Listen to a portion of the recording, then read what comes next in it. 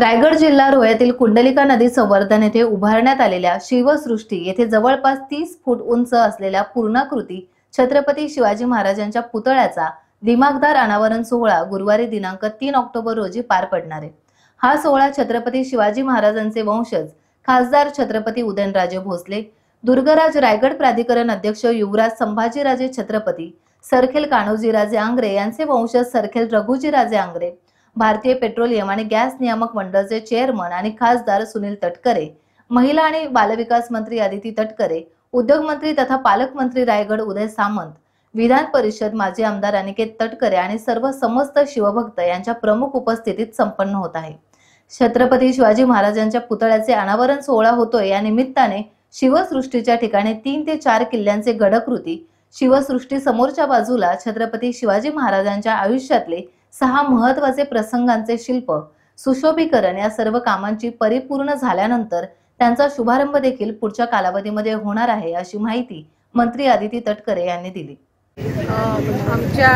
आम्हाला सगळ्यांनाच खात्री आहे की शिवभक्त समस्त रायगड जिल्ह्यातून मोठ्या प्रमाणामध्ये येतीलच, मोठ्या संख्येने येतीलच। त्याचबरोबर आपण इथे छत्रपती शिवाजी महाराजांचा जवळपास 30 फुटी उंच जो पुतळा आहे त्याचं अनावरण तर करणारच आहोत। या व्यतिरिक्त तिथं आपण एक शिवसृष्टी करत आहोत, ज्याच्यामध्ये साधारणपणे 3 ते 4 गडकिल्ल्यांची जी प्रतिकृती आहे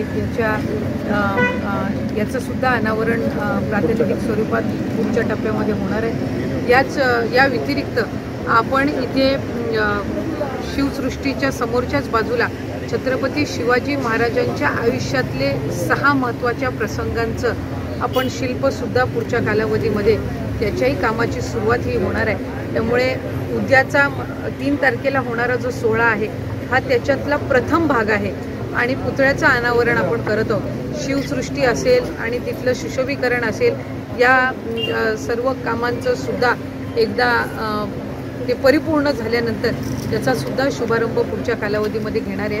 आणि खऱ्या अर्थानं या सोहळ्याची सगळेच जण वाट बघत होते, कारण ज्या वेळेला पहिल्यांदा या शिवसृष्टीची कल्पना आदरणीय खासदार तटकरे साहेबांनी सर्वांसमोर ठेवली, त्यावेळेला समस्त रोहीकरांनी याचं स्वागत केलं, आनंद व्यक्त केला।